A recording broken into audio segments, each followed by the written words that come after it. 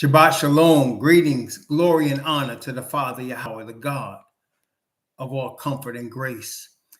We showed that grace through his son, Messiah, Yahweh Shah, who lived 33 and a half years of perfect righteousness on planet Earth and was put to death unjustly after living perfect righteousness.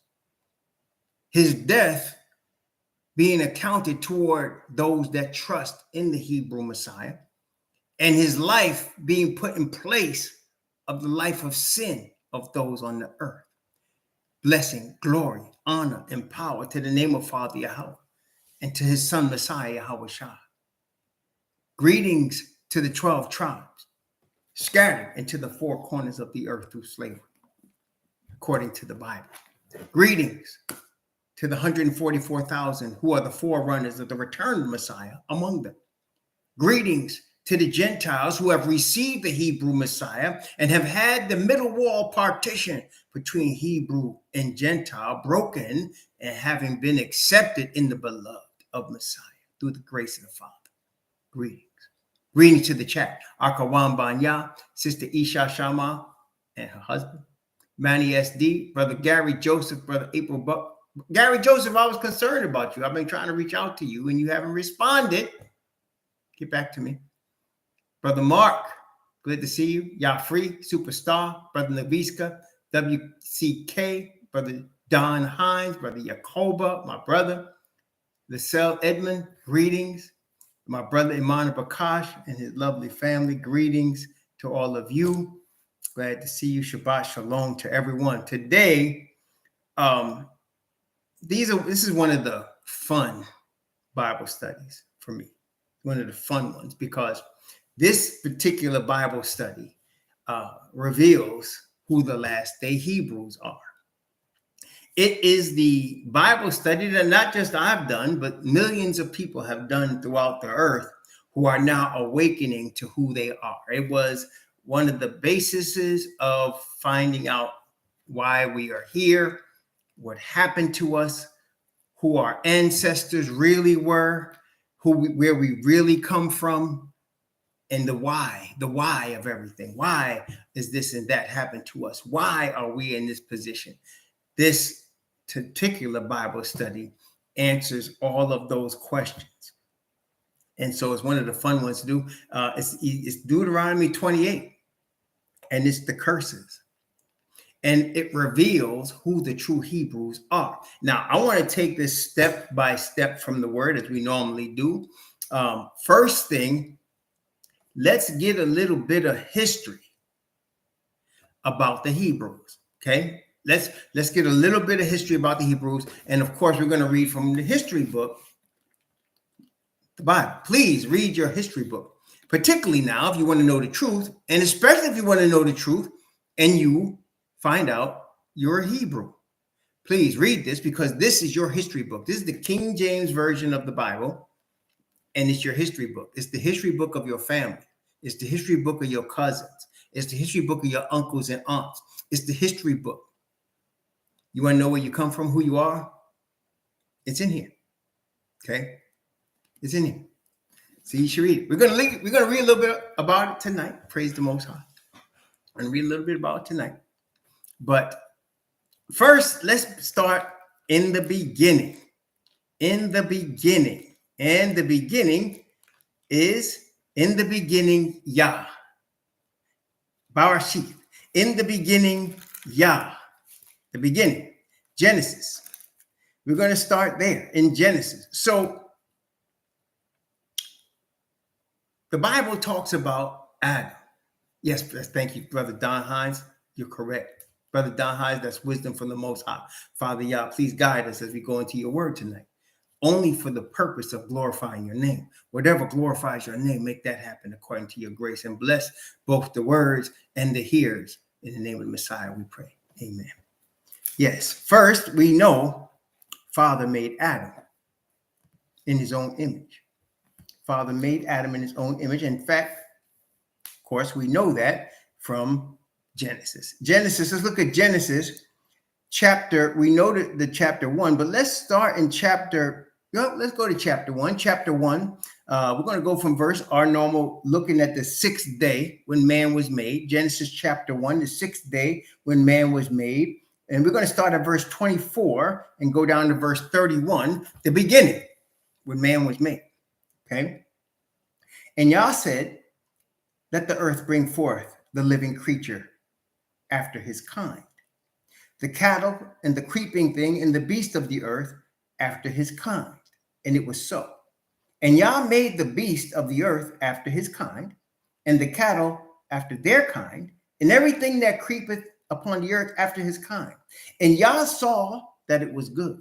And Yah said, let us make man in our image, after our likeness, and let them have dominion over the fish of the sea, over the fowl of the air, and over cattle, and over all the earth, and over every creeping thing that creepeth upon the earth. So Yah created man in his own image. In the image of Yah created he him, male and female created he them. And Yah blessed them. And Yah said unto them, be fruitful and multiply and replenish the earth and subdue it, and have dominion over the fish of the sea, and over the fowl of the air, and over every living thing that moveth upon the earth. And Yah said, behold, I have given you every herb bearing seed, in the which is upon the face of all the earth, and every tree in the which is the fruit of a tree yielding seed. To you it shall be for meat. And to every beast of the earth, and to every fowl of the air, and to every living thing that creepeth upon the earth, wherein is life, I have given every green herb for meat. And it was so. And Yah saw everything that he had made, and behold, it was very good. And the evening and the morning were the sixth day. So man was made on the sixth day. And he said, let us. Who is us? Well, let's take a look. Let's take a look at two witnesses, the witnesses of Yochanan, John, and the witness of the Apostle Paul, to find out who us is. Okay? Gospel of John, chapter 1. Gospel of John, chapter 1. We're going to do this very thoroughly as we can in the Bible in a limited time. But we got to go in the beginning, find out how we get to the end. Okay? So Gospel of John, chapter 1. And we're going to begin at verse 1 and read down to verse 3. Gospel of John, chapter 1, from verse 1 to verse 3. Gospel of John, chapter 1, from 1 to 3. In the beginning was the Word, and the Word was with Yahweh, and the Word was Yahweh. The same was in the beginning with Yahweh. All things were made by him, and without him was not anything made that was made. Now, let's make sure we understand. The Word is Messiah. How do we know that? Well, let's skip down, verse 14. And the Word was made flesh and dwelt among us, and we beheld his glory, the glory as of the only begotten of the Father, full of grace and truth. So Messiah is this Word made flesh. What people get tripped up about, I mean, I did too, when it says the Word was Yahweh, the Word was God. And so you got to compare scripture with scripture, and you will understand Messiah himself said he's not the Father. But what he has said is he speaks on behalf of his Father. He represents his Father's righteousness.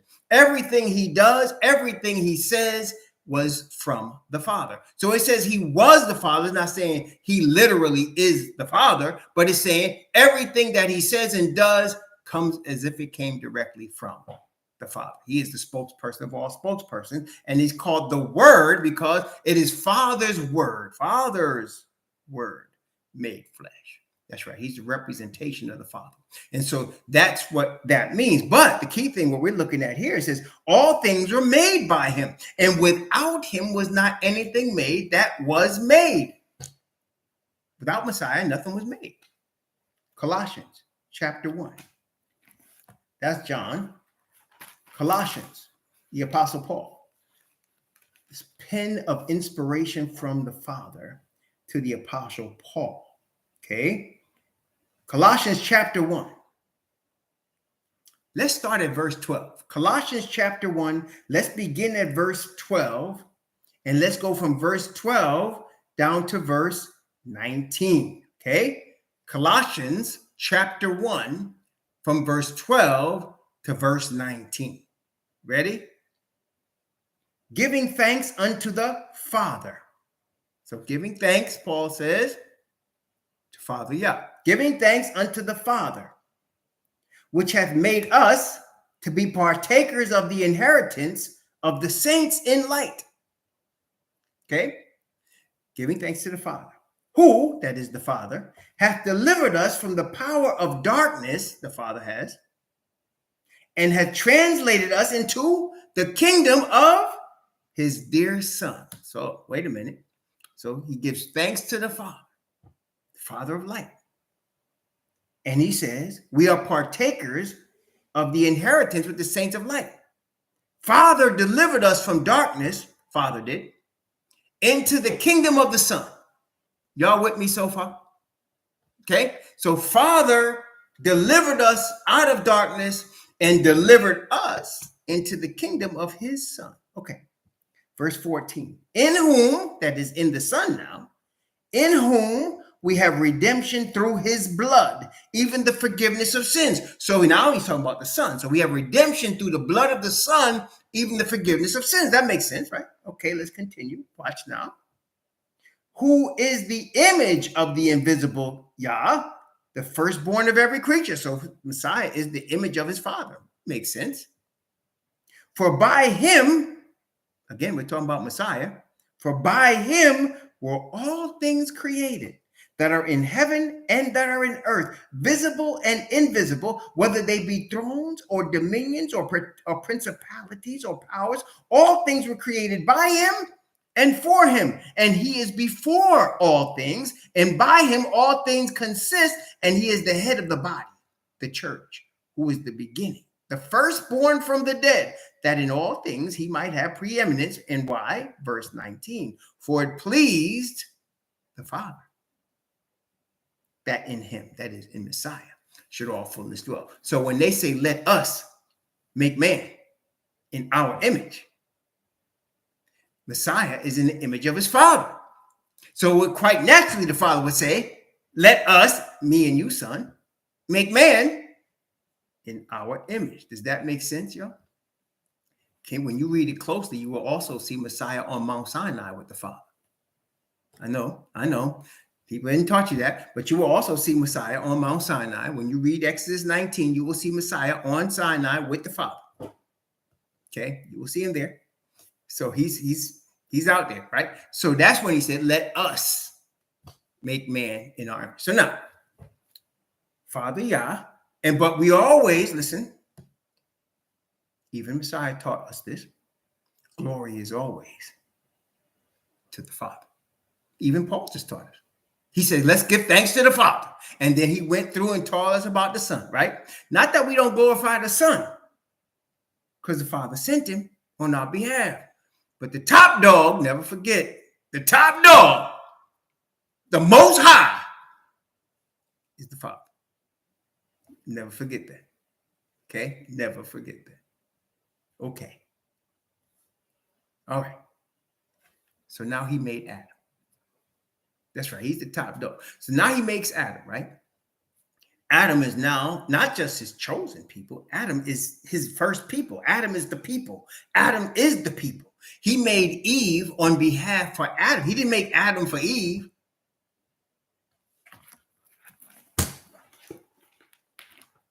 Let's get some witness. Let's get some witness. 1 Corinthians, I believe. I believe it's 1 Corinthians. Or is it 2 Corinthians? I'm going to find it. It's one of them Corinthians. I always get them confused, these Corinthians. I don't know why. This goes to show you, right? I always get them confused, these Corinthians. It's in one of them. I'm going to find it, though. Don't worry. I think it's in 1 Corinthians. Pretty sure it is. Let's see. Find out here.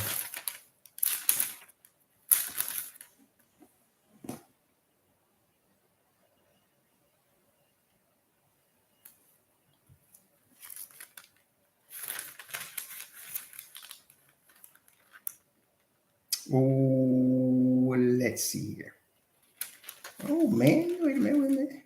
Sometimes, I'm rushing so fast to find a verse. I read right past it and it's right in front of me, I'll be like, man, I was right there the whole time and I was missing it, It's right there. And I'll be like, man, where is it? Where is it? And it's right there in front of you. I don't know if that ever happened to y'all. Sometimes I know right away, but 1 Corinthians chapter 11.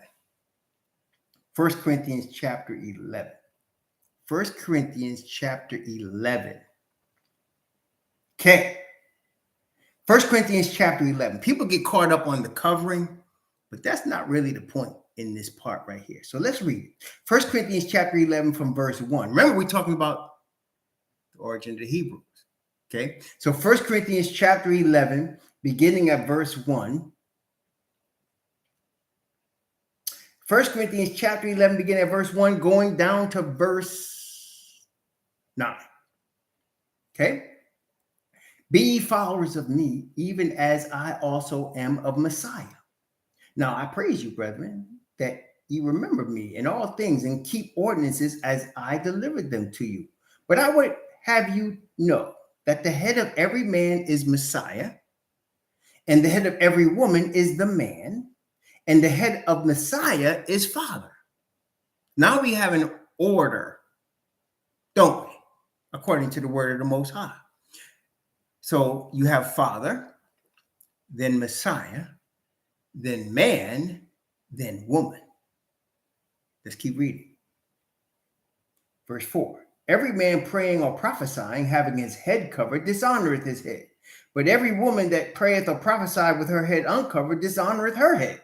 For that is even all one, as if she were shaven. For if a woman be not covered, let her also be shorn. But if it be a shame for a woman to be shorn or shaven, let her be covered. For a man indeed ought not to cover his head, as much as he is the image and glory of Yahweh. But the woman is the glory of the man. We're going to talk more about that in a second. Sidebar thing.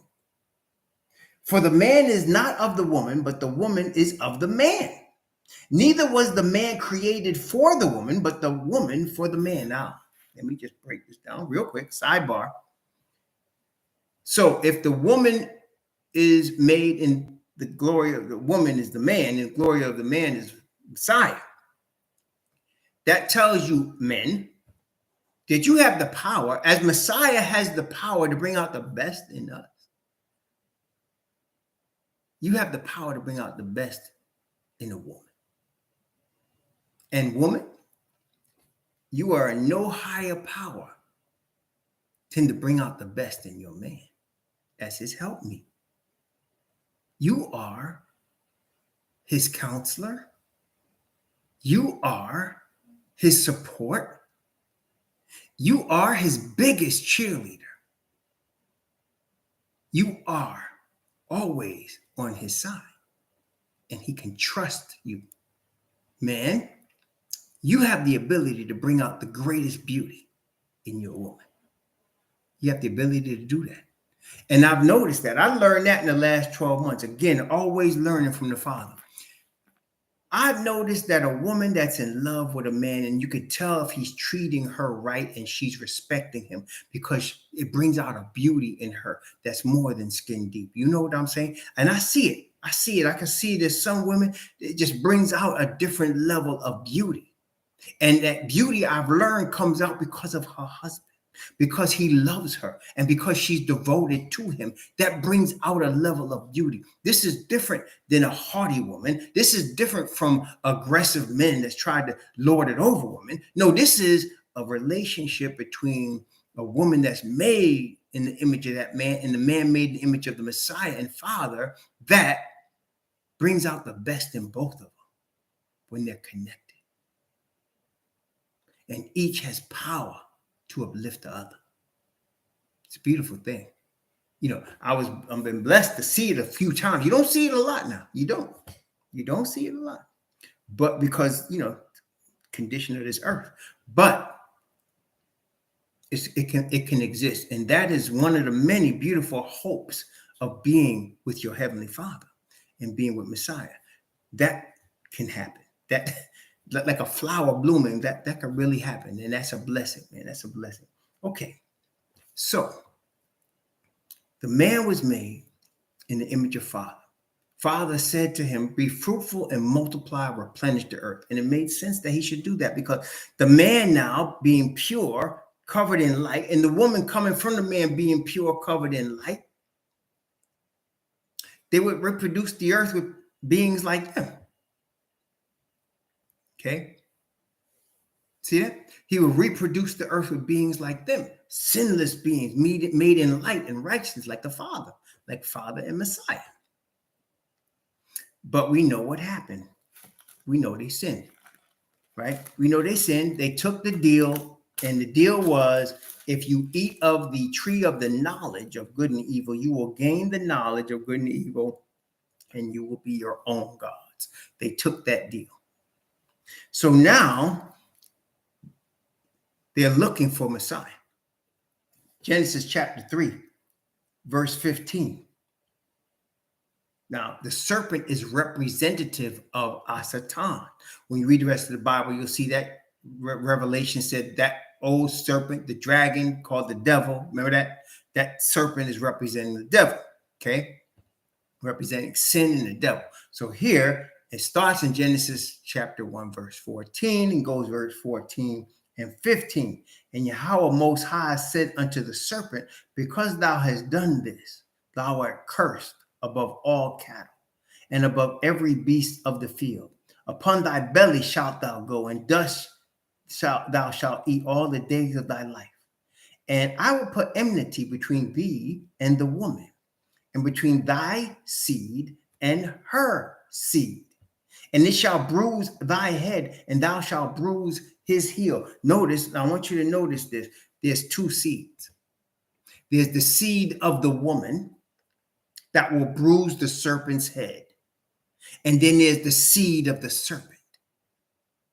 Messiah told us about the seed of the serpent, if you recall, when he told the Pharisees and Sadducees of the Sanhedrin, you are of your father, the devil. Remember that? He said, you do the deeds of your father.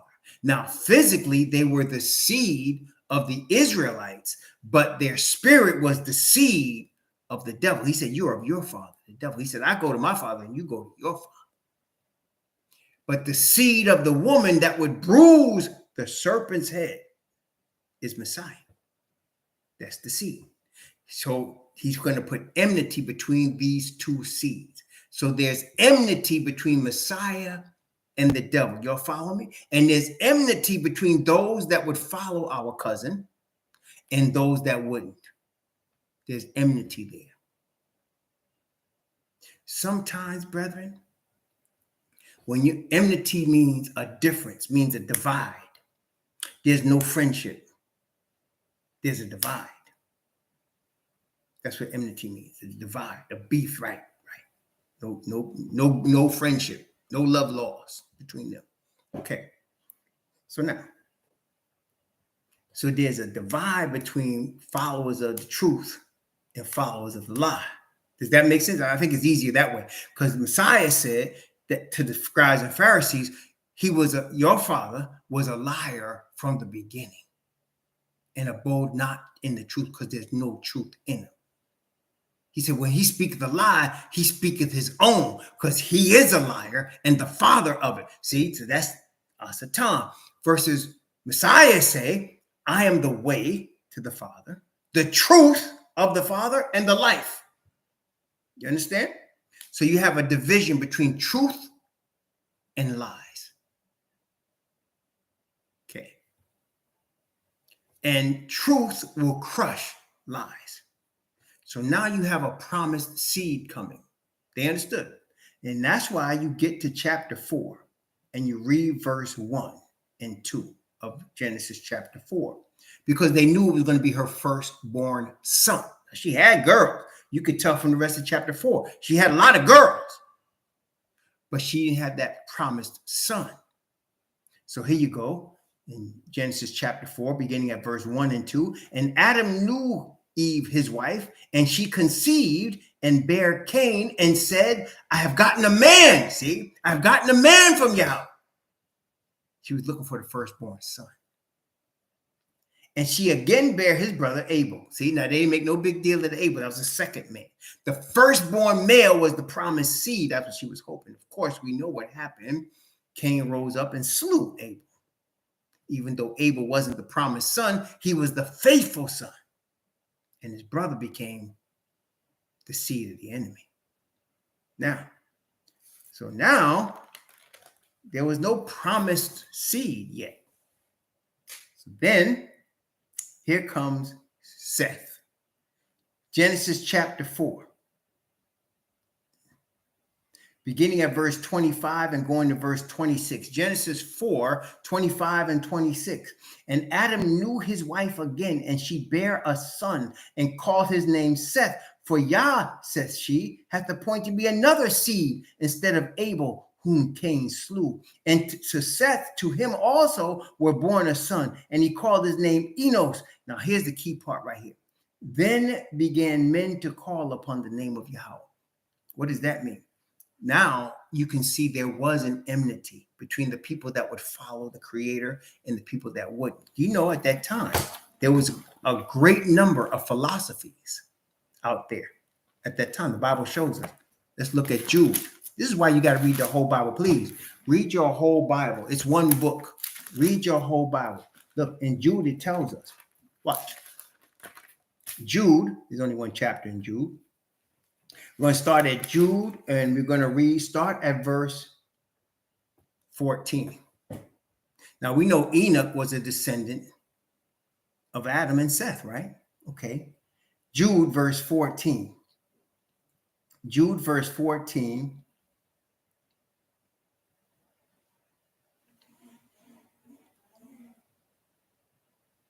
And notice what Enoch was speaking.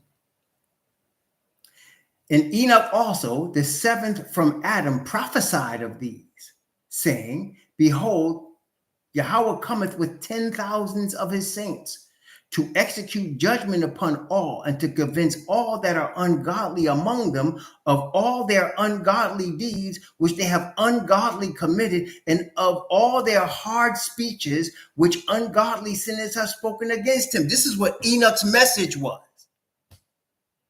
Did you hear that? Let me read it again. This is Enoch's message before the flood.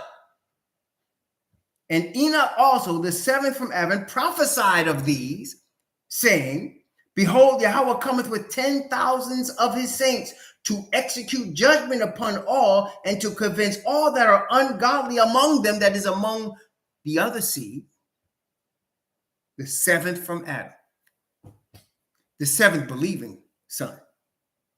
Okay?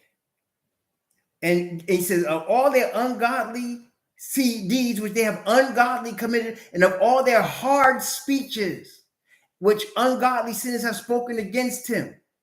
These are murmurers, complaining, walking after their own lust, and their mouth speaking great swelling words, having men's persons in admiration because of advantage. You see, this is what existed before the flood. Before the flood. Okay, before the flood. So now you have a chosen seed in Seth.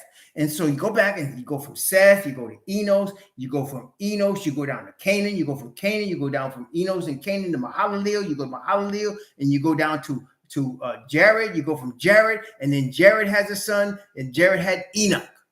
Enoch has a son, Enoch has Methuselah. Methuselah has a son, he has Lamech, and these are all the chosen people.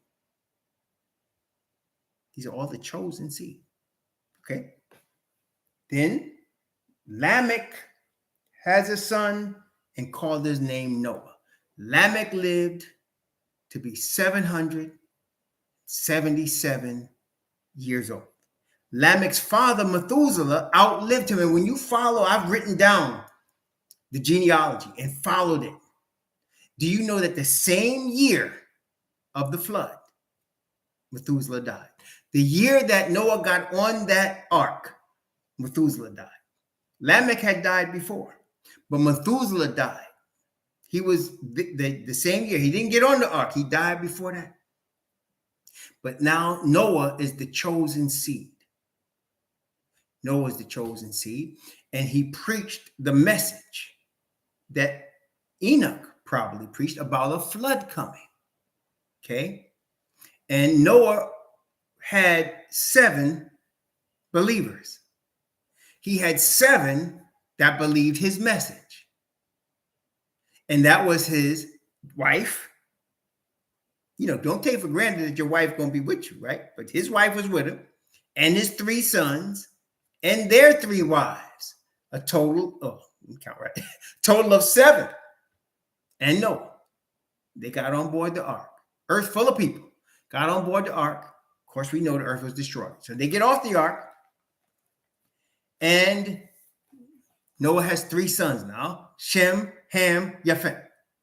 Yes, 3 sons: Shem, Ham, Japheth. And so you have the table of nations. Japheth, they went through first. Then they went through Ham, and they saved the last for Shem. Saved the last for Shem. But before they did that, Noah had a prophecy to deliver. He delivered a prophecy. What was the prophecy? Genesis chapter 9. Okay, Genesis chapter 9. Let's see here. I'm going to start at verse 18. Genesis chapter 9, beginning at verse 18. You know that Noah's 3 sons, right? Let's read this for ourselves, because you know there are people pushing this false theory that all black people are cursed because of Noah. No, let's read. Verse 18, from verse 18 down to verse 29. And the sons of Noah that went forth of the ark were Shem, Ham, and Japheth. And Ham is the father of Canaan. Now, I want you to also know that every time these 3 young men are mentioned, or these 3 men are mentioned, it's always in this order: Shem, Ham, Japheth. Every time. And Noah had 3 sons when he was 500 years old: Shem, Ham, Japheth. Always in that order. I want you to know they were triplets. They're the only ones that's mentioned like that. They were triplets. Okay. Shem came out first, then came Ham, then came Japheth. Shem, Ham, Japheth. No, they are triplets for sure. Okay, so now, and it mentions, and make sure to let us know, Ham is Canaan's father. Okay, verse 19. These are the 3 sons of Noah, and of them was the whole earth overspread. And Noah began to be an husbandman, and he planted a vineyard. And he drank of the wine and was drunken, and was uncovered within his tent. So Noah had some wine. He got a little, my wife would say, he got a little happy and fell asleep. He got a little happy and fell asleep in his tent. Okay. Verse 22. And Ham, the father of Canaan, saw the nakedness of his father and told his 2 brethren without. And Shem and Japheth took a garment and laid it upon both their shoulders and went backwards and covered the nakedness of their father, and their faces were backwards, and they saw not their father's nakedness. And Noah awoke from his wine and knew what his younger son had done unto him. Okay, so he knew that Ham looked at his nakedness. You weren't supposed to. That's why later on we see, right? The Bible says, don't look at your father's nakedness. The father don't look, you know what I'm saying? So you're not supposed to look at your father's nakedness. But Ham did. So Noah woke from his wine and knew what happened. And what he did was he prophesied. Now, many people get this mistaken. They think that he was angry, and that's why he spoke against Canaan. No, it was when he awoke from his wine and he knew what happened, he started to give a prophetic utterance. That's what happened. He prophesied. And so he woke from his wine and he said, cursed be Canaan. A servant of servants shall he be unto his brethren. And he said, blessed be Yahweh Most High of Shem, and Canaan shall be his servant. And Yah shall enlarge Japheth, and he shall dwell in the tents of Shem, and Canaan shall be his servant. So wait, this is very important, isn't it? So you see, he said, first he said, bless Shem. Okay, Canaan going to be his servant. Then he said, he's going to enlarge Japheth. He's going to make Japheth big, populous. And Japheth's going to dwell in Shem's tent. You're going to try to take over Shem's house. You think that might have happened? We'll talk more about that. And Canaan shall be his servant. And Noah lived. Now, I want you to notice there was no mention of Ham. There was no mention of Ham. He didn't prophesy about Ham. He said, blessed be Shem. He said, I'm going to enlarge Japhet. And Canaan's going to serve both of them. And Japhet's going to dwell in the tents of Shem. Okay? And Noah lived after the flood 350 years. And all the days of Noah were 950 years. And he died. So now, firstborn, Shem. Shem has, I think he had 5 sons. Let's take a look. Genesis chapter 10. Genesis chapter 10. Beginning at verse 22. And the children of Shem, Elam, Ashur, and Arphaxad, and Lud, and Aram. And we talked about this the other day. Aram is where you get the Syrians. The Syrians are originators of Aram, right? You had Aram, you had Ashur, where you get the Assyrians, Ashur. And then you had Elam, the Elamites, right? And then Arphaxad. Arphaxad had a son. Let's take a look. Named Salah. Let's go to verse 24. Arphaxad begot Salah, and Salah begot Eber. And who was Eber? If you look up the word Eber in your dictionary, your Hebrew concordance, you will find that Eber is the origin of Hebrew.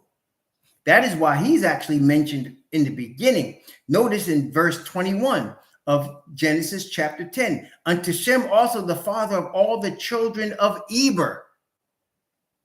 Did you notice that? So you see how he mentioned Canaan when he mentioned Ham. Well, now he's mentioning Eber when he's mentioning Shem. He says Shem also the father of all the children of Eber, the father of all the children of the Hebrews. Remember, brethren, let me ask you this question.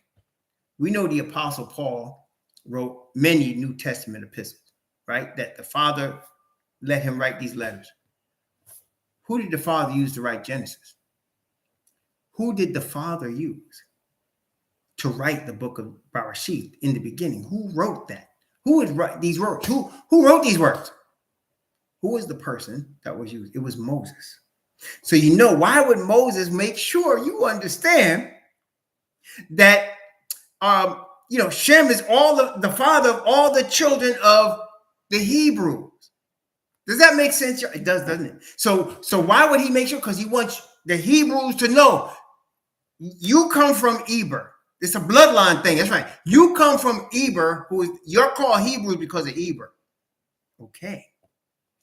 All right. We're getting somewhere. All right. Then from the children of Eber, the descendants of Eber. And now Eber had 2 sons now, but only one of them was the chosen seed. He had 2 sons, Eber. Look, one of them was Joktan, and the other one was Peleg. Peleg means divided because the earth was divided into Peleg. It was Peleg where you had the holy seed. Why do I say that? Because Peleg is the father of Abraham. Okay, Peleg is the father of Abraham. In fact, let's take a look. Genesis chapter 11, verse 16 shows Abraham's lineage. Genesis chapter 11, verse 16 shows Abraham's lineage. And let's look at it. Just look at this verse. Look what it said. And Eber lived 430 years and begot Peleg. See? And Eber lived after he begot Peleg 430 years and begot sons and daughters. And it keeps going all the way till you get to Abraham. So it starts with Eber, goes to Peleg, and goes to Abraham. And of course, Moses is writing this, so he's telling you the lineage of the chosen people. Y'all catching me so well? He's telling you the lineage of chosen people. Okay. Then, of course, we see that Father chooses Abraham. Genesis chapter 12, beginning at verse 1 and going down to verse 3. Genesis 12 from 1 to 3. Now Yahweh had said unto Abraham, get thee out of thy country and from thy kindred and from thy father's house unto a land that I will show thee. And I will make of thee a great nation. And I will bless thee and make thy name great, and thou shalt be a blessing. And I will bless them that bless thee, and curse him that curses thee. And in thee shall all the families of the earth be blessed. So now he's chosen Abraham of the seed of Noah, of the seed of Adam, of the seed of Seth, of the seed of Noah, of the seed of Shem, of the seed of Arphaxad, of the seed of Salah, of the seed of Eber. He chooses Abraham, the Hebrew. Okay, so now we know where the Hebrews come from, right? We can see that, where the Hebrews come from. So now we know Abraham had Isaac. Isaac had Jacob, and Jacob had 12 sons. Okay, Jacob had 12 sons. Now, one of those sons was sold into slavery. You know, I'm talking about Joseph, right? One of his sons was sold into slavery, Joseph. Now, let's go to Genesis chapter 41. Genesis chapter 41. I could go through all that history in between, but we don't need to do that. We're just trying to show who the Hebrews are, right? So you know they come from Abraham. Then Abraham had Isaac, and then Isaac had Jacob. Okay, okay, here we go. And Jacob had 12 sons. So now one of those sons is Joseph. Okay, Joseph is a slave in Egypt, and he's exalted to be prime minister. Let's take a look in Genesis chapter 41. Genesis chapter 41. I'm going to start at verse 37. Genesis 41, beginning at verse 37 and going down to verse 46. Genesis chapter 41, from verse 37 to verse 46. Who are the Hebrews?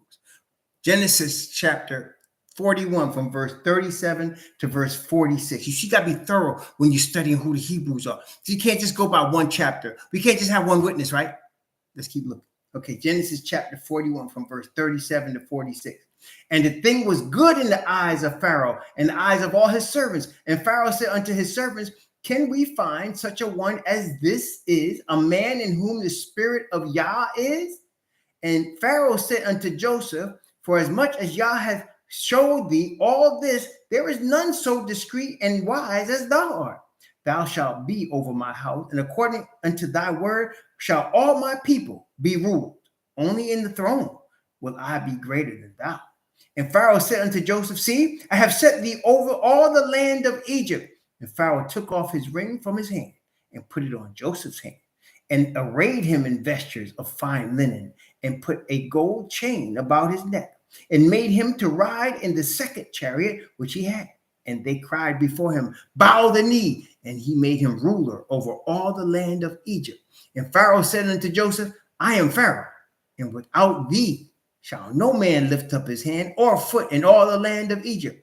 And Pharaoh called Joseph's name Zaphanath Paneah, and he gave him to wife Asenath, the daughter of Potipharah, priest of On. And Joseph went out over all the land of Egypt.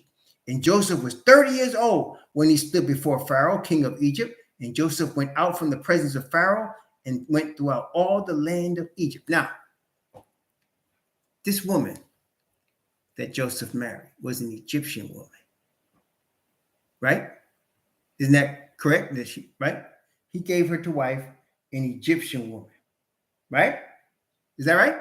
That was the wife he gave. That was the first wife the Bible records Joseph had.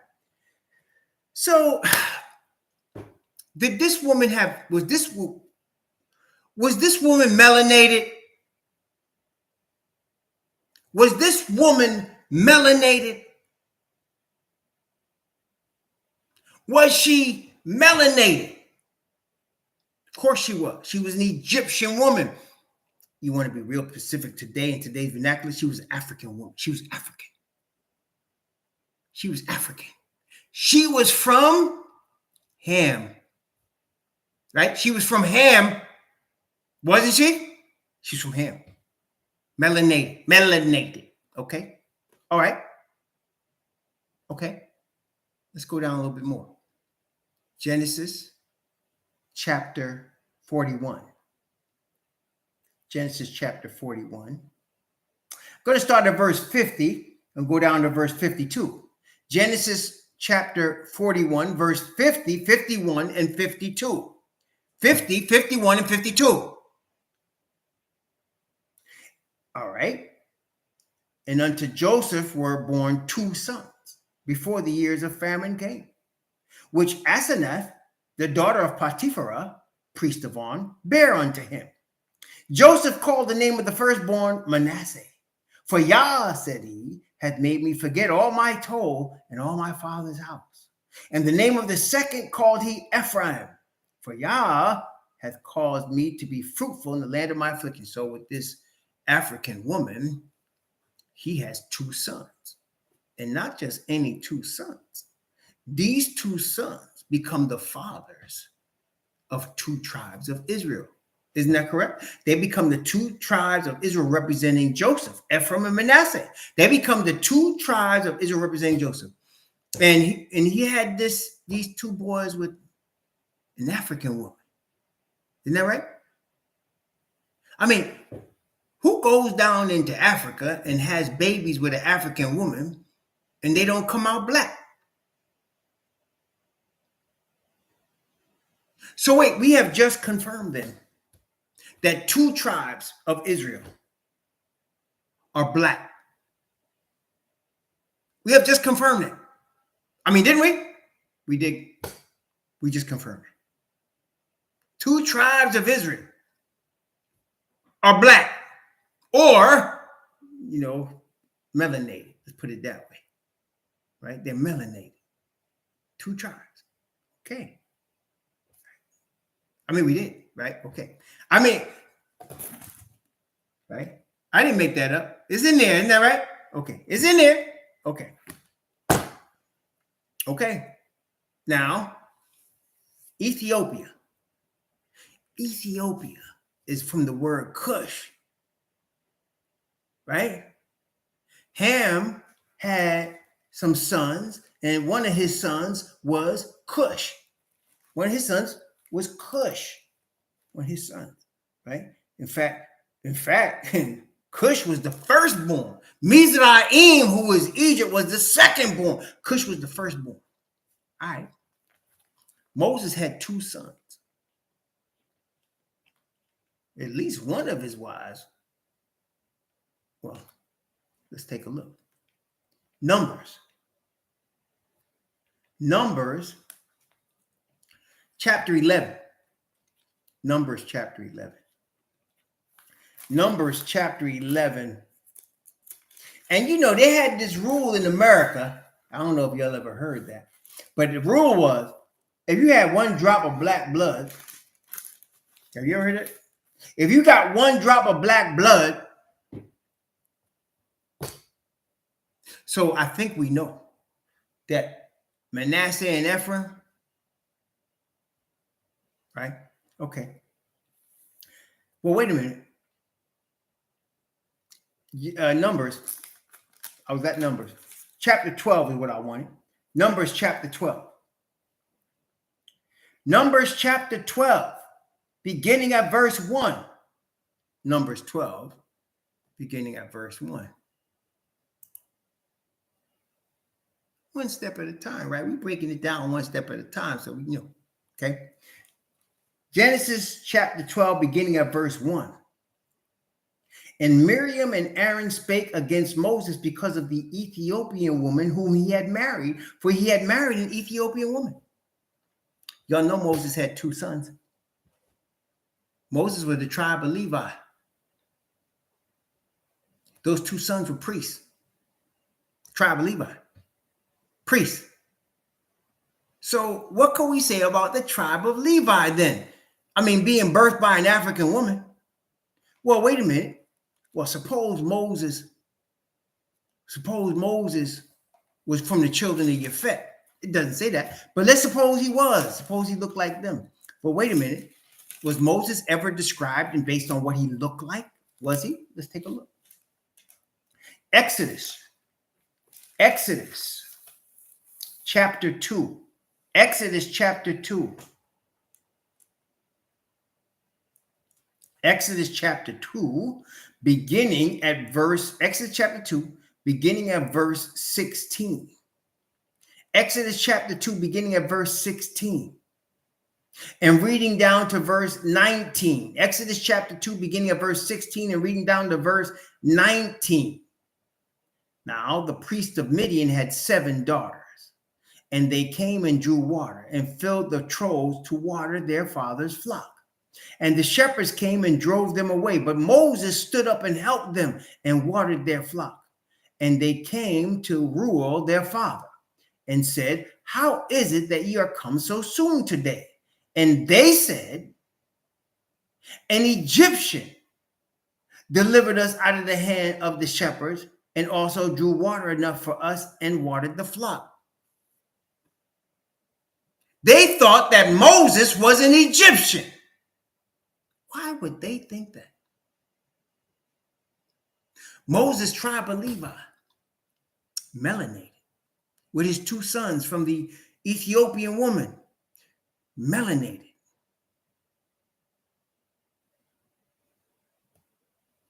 What about the tribe of Benjamin? Let's take a look. Let's take a look in the book of Acts. Let's take a look in the book of Acts. Let's take a look in the book of Acts. Let's let Brother Luke testify. Let's let Brother Luke testify.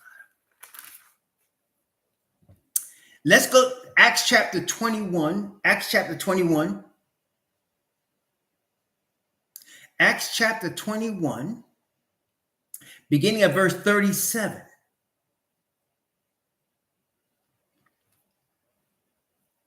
And go down to verse 39. Actually, let's read to verse 40. Acts chapter 21 from verse 37 to verse 40. Ready? And as Paul was led into the castle, he said unto the chief captain, may I speak unto thee? Who said, canst thou speak Greek? Art not thou that Egyptian? So this Greek man looked at the apostle Paul, first time he laid eyes on him, and said, you look like an Egyptian.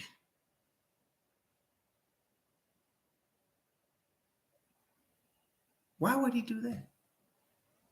I mean, first time he laid eyes on him, art not thou that Egyptian, which before these days made us an uproar and led us out into the wilderness, 4,000 men which were murderers?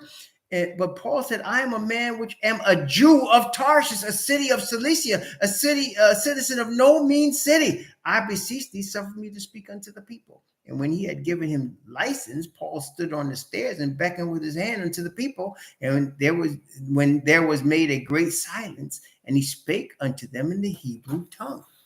So Paul said, I am a Jew. I look like an Egyptian, but I am a Jew. Wait a minute. What else? What tribe you at, Paul? Where you come from? Where you come from? Where you come from? Talk to us. Let's see. Romans chapter 11. Romans chapter 11. Verse 1. Romans chapter 11, verse 1. I say then, hath YAH cast away his people? YAH forbid, for I also am an Israelite of the seed of Abraham of the tribe of Benjamin. So this man looked like an Egyptian, but he was of the tribe of Benjamin. What we got so far, brethren? Let's see. We got Manasseh. We got Manasseh. We got Ephraim. We got Levi. Right? And we got Benjamin so far. Right? Right? Okay. Well, let's get to the whole thing, man. Let's get to the whole thing. Amos chapter, Amos chapter 9, I think. Let me take a look. Amos. Yeah. Amos chapter 9. Let's start at verse 7. Amos chapter 9, verse 7. Amos chapter 9, verse 7. What does it say? Are ye not as the children of the Ethiopians unto me, O children of Israel? Are you not like Ethiopians, children of Israel? Aren't y'all like them Africans? Aren't y'all like Ham's children? Have I not brought up Israel out of the land of Egypt, and Philistines from Caphtor, and the Syrians from Ker? The whole 12 tribes. The whole 12 tribes are melanated. All 12 tribes are melanated. Well, let me ask y'all something. Did I get that information from here? Did I get that information from here? Did I get that information from here? That's where I got it, right? I mean, that's where I got it. So the whole 12 tribes are melanated. All 12. Okay, wait a minute. Let me give you one more. Genesis. Let's go back to Genesis for a second. Genesis.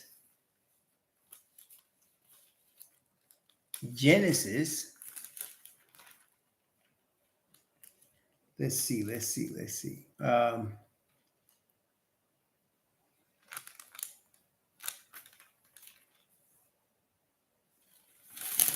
going to go to Genesis chapter 50. Genesis chapter 50.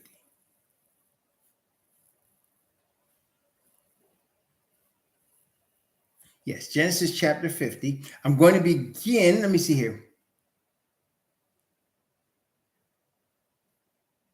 Oh, yeah. Watch this. Genesis chapter 50. I'm going to start at verse 8 down to verse 11. Genesis chapter 50, verses 8 through 11. Are you ready? Genesis 50, 8 through 11. And all the house of Joseph and his brethren and his father's house, only their little ones and their flocks and their herds they left in the land of Goshen. And they went up with him, both chariots and horsemen, and it was a very great company. And they came to the threshing floor of Atad, which is beyond Jordan. And there they mourned with a great and very sore lamentation. And he made a mourning for his father 7 days. And when the inhabitants of the land, the Canaanites, saw the mourning in the floor of Atad, they said, "This is a grievous mourning to the Egyptians." Therefore, they called it, the name of it was called Abal Mizraim, which is beyond Jordan. Abal Mizraim. Did you catch that? Abal Mizraim. Mourning of the Mizraim, or the children of Ham, which later became known as Egyptian.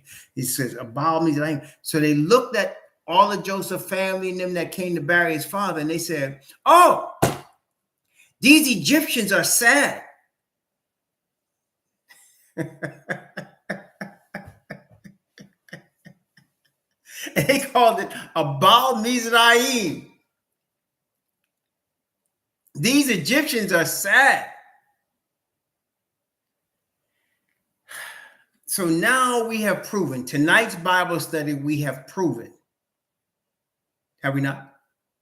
That the Israelites, the original Israelites that came from Eber, the Hebrews that later became known as Israel through Jacob, that they were melanated. Okay? And wait a minute. Some of the 12 sons had children of the Canaanites. Where did the Canaanites come from? You know, some of the 12 sons had children with the Canaanites. Where did the Canaanites come from? They came from Ham. They came from Ham. Was Ham melanated? Oh my goodness. Look at that. Look at that. Will you look at that? It's all in the Bible. Look at that. And look, I want you to notice something. I didn't go to none of them verses that said I am black. Did I? I didn't even have to go there. I didn't go to none of them verses that said I am black, like in Jeremiah and, you know, in Lamentations. I didn't go to none of them. I didn't even use Revelation chapter 1 where it says his feet were as burnt brass. I didn't even go there. And we just went through every verse that matches us with Africans. That's what we did. I mean, we did it in, it was there. They called Mizraim, right? Mizraim and Canaan and all that. But today they will call it Africans. So we use all of these verses that matched us with Africa. that connected us with Africa, right? Proving that the original Israelites are melanated people. Okay, that's a big one right there. That starts us off, right? That starts us off. Let's spend the next few minutes. We're going to, obviously, this is going to be two parts, but let's spend the next few minutes in now Deuteronomy chapter 28. Now, the last time we studied Deuteronomy 28, we were talking about the blessing, right? So now let's look at the curses that would fall upon the melanated people who are Hebrew Israelites. Now we understand that, right? Melanated people are Hebrew Israelites. But there's a lot of melanated people on the planet. I mean, there's people in Africa, there's people in India that are melanated, correct? There's people in India that are melanated. Bangladesh, melanated people all over the place, man. There's melanated people all over the earth. So are all melanated people Israelites? No. But there are some more signs that will show you specifically the melanated people that are Israelites. Melanated people that are Israelites. Let's take a look. Deuteronomy chapter 28. Deuteronomy chapter 28. Going to start at verse 15. Going to start at verse 15, Deuteronomy 28. Go from verse 15. Go down to verse 25. Deuteronomy chapter 28 from verse 15 to verse 25. But it shall come to pass, if thou wilt not hearken unto the voice of Yahweh thy most high, to observe to do all his commandments and his statutes which I command thee this day, that all these curses shall come upon thee and overtake thee. Cursed shalt thou be in the city, and cursed shalt thou be in the field. Cursed shall be thy basket and thy store. Cursed shall be the fruit of thy body, and the fruit of thy land, and the increase of thy kind, and the flocks of thy sheep. Cursed shalt thou be when thou comest in, and cursed shalt thou be when thou goest out.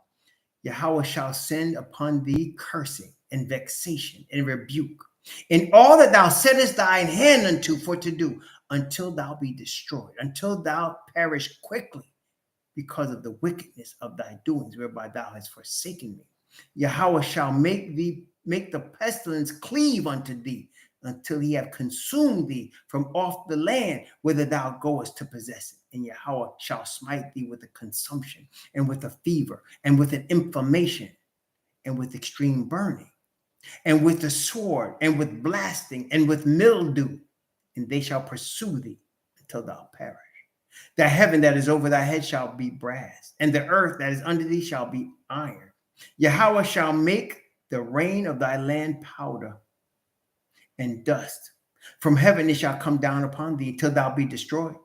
Yahweh shall cause thee to be smitten before thine enemies, and thou shalt go one way against them, and flee 7 ways before them, and thou shalt be removed into all the kingdoms of the earth. So there's this group of people, melanated people.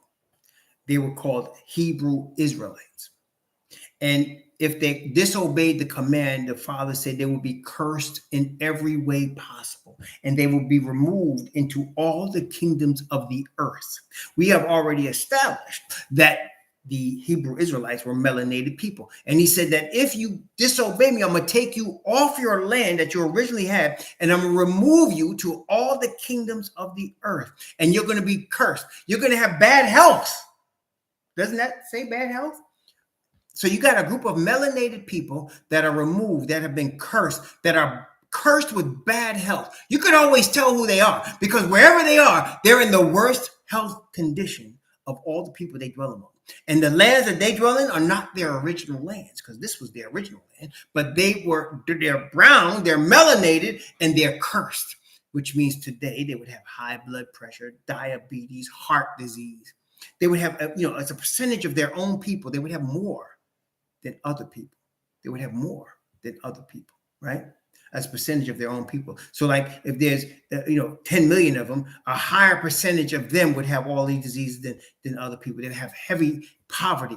They'd be melanated. They'd be melanated. They come from melanated people, and they were removed to all kingdoms. Wait a minute. Luke chapter 21. Luke chapter 21. What did the Messiah say about this? Luke chapter 21. Now we know that the Gentiles come from Japhet. We know that Yafet is the Gentiles.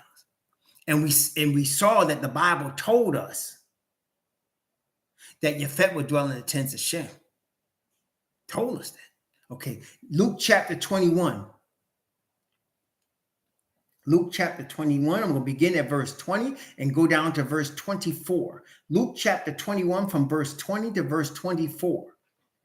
And when ye shall see Jerusalem compassed with armies, Luke 21 from verse 20 to verse 24. And when ye shall see Jerusalem compassed with armies, then know that the desolation thereof is nigh. Then let them which are in Judea flee to the mountains, and let them which are in the midst of it depart out, and let not them that are in the countries enter thereinto, for these be the days of vengeance, that all things which are written may be fulfilled.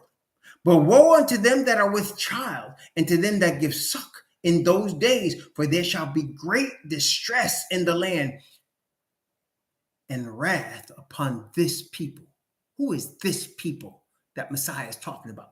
And they shall fall by the edge of the sword, and shall be led away captive into all nations, and Jerusalem shall be trodden down of the Gentiles until the times of the Gentiles be fulfilled. The children of Yafet were going to trot down Israel, trodden down Israel, and Israel is going to be led away captive. Who was it that led them away captive?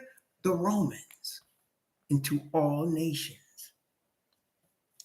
So the true Israelites are melanated people who have been captive. They have been slaves in all nations. And notice it said of the Gentiles. So they've been slave in the nations of the Gentiles. So what people, and this is how the Bible does it. It tells you a story. It sets the scene. And it lets you figure out the scene. And generally, only one key fits into that lock. You hear what I'm saying? Like you can have a whole bunch of keys on a chain, but only one fits into the lock. The one that fits. You know what they say? If the shoe fits, wear it. So you got this melanated people that were cast out, that have bad health wherever they go. The worst health. Get the worst food. They're in poverty. They're brown, and they were slaves, and they're scattered all over the earth. And the children of Yafet, the Gentiles, enslaved them. How many people does that fit? How many different groups of people fit all of those descriptions? Melanated, enslaved by the children of Yafet, scattered throughout the earth, the lowest forms of poverty and health. How many people fit that? Who has the highest form of heart disease and diabetes and cancer? Who is it? Because those are the Hebrews. The melanated ones that have the highest. Who is that? Now you know who the Israelites are today? That's right. It's our mamas, our fathers, our cousins, our uncles, our aunts. Ain't but one group of people on the whole planet that fits that description. Ain't but one. There's been many people that have been enslaved, but not like that. There's been many people that's been sick, but not on a mass scale like that. That's right. The so-called African Americans, the so-called Negroes, the so-called Negroids, the ones that came from West Africa. They used to run into Africa, didn't they? They ran into Abraham went into Africa, Isaac went into Africa, Messiah went into Africa. Used to go into Africa. Ados, that's right. There you go. Amazing, isn't it? So we just showed from the Bible that there's only one group of people on the entire planet Earth that fit the description of the Hebrews today. Only one. And we're not finished yet, but you can see the template, the foundation. You understand? Y'all got me? Should I say y'all got the word? Y'all caught it? Because that's what we used right there. Did we go anyplace else? Did we go anyplace else outside the pages of this book? Did we? No, we did not. We didn't have to. It's all right in there. It's all right in there. See, so the next time somebody comes to you, some, ignorant person, and said, "What you reading that book for? That's a white man's book." I can't tell you how many people online are coming. "What you studying from that book for? That's a white man's book." That is the most ignorant statement I think I've ever heard. One of them. How could it be a white man's book when the stars of the book are all black? The 12 tribes of Israel, the stars of the book, and led by the Hebrew Messiah, they were all black. How could that be? How could you say this is a white man's book when the centerpiece people of this book are black? How could you say that? That's the most, isn't you see how ignorant that statement sounds? That's a white man's book. The only Caucasian people are in this book are the children of Yafet. That's the only ones. The Gentiles, the Romans, the Medes and the Persians, the Greeks, those are the only ones. But the book is not about them. The Bible tells us that these are the powers that scattered Israel and Judah. These are the powers that scattered Israel and Judah. One of those powers was a Hamite, Babylon. And the other ones was Japhet. Okay? The other one was Japhet. So how can this book be by the white man, so-called white man, when all of the stars of the book are black? Apostle Paul, he looked like an Egyptian. Joseph, Manasseh and Ephraim, Messiah, Moses. How could this be? Don't read that book. That's by a white man. Okay. Yeah, they haven't read exactly that shows you they haven't read, which is very frustrating to me. Don't say anything about a book you never read. That's what I tell brothers. You obviously never read the book. Don't say anything about a book you never read. Bible says even a fool, when he keeps his mouth shut, paraphrasing, is accounted as a wise man. But a fool, when he opens his mouth, let everybody know what he really is. So even if you quiet,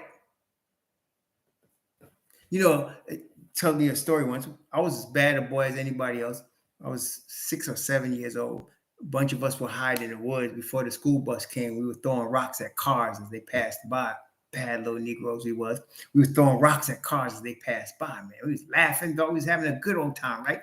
So we hit this one dude, man, and he skidded to a stop. And all my boys ran. I mean, they was running, right?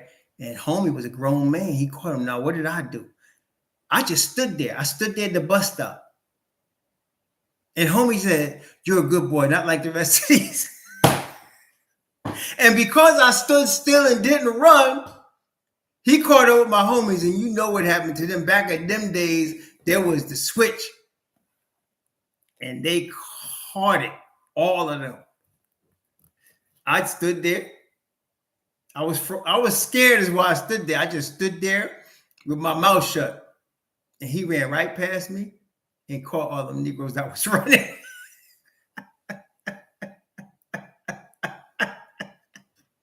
But this just goes to show you keep your mouth shut, you even sound wise.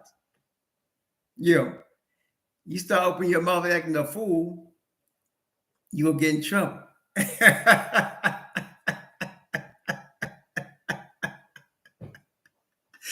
Ah, man. Praise the Most High. So we're going to continue this tomorrow, but I wanted, as you can see, to set a baseline,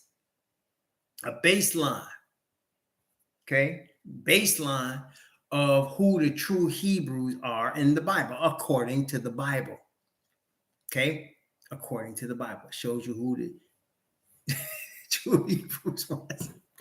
I was a bad little Negro. I was bad. It's like all my other friends, man. I just happened to be blessed. The Most High got me away from certain things, man. I could have ended up just like anybody else. Praise the Most High. Yeah, man. Avoided a beating that day.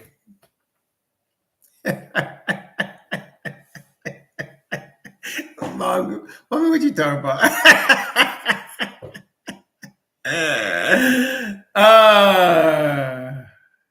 They tried. That's right. They tried, Brother Don. That's right. All right. May the Most High bless you and keep you and cause his face to shine upon you and be gracious unto you. and lift up his countenance upon you and give you peace. We'll be back at 11:30 tomorrow. I'm going to see my dad in the morning, so don't worry if I'm a little late, but I'm going to see him in the morning, see how Pops is doing, and then come back over here and do this Bible study. Praise the Most High. May the Most High again bless you. Shabbat Shalom.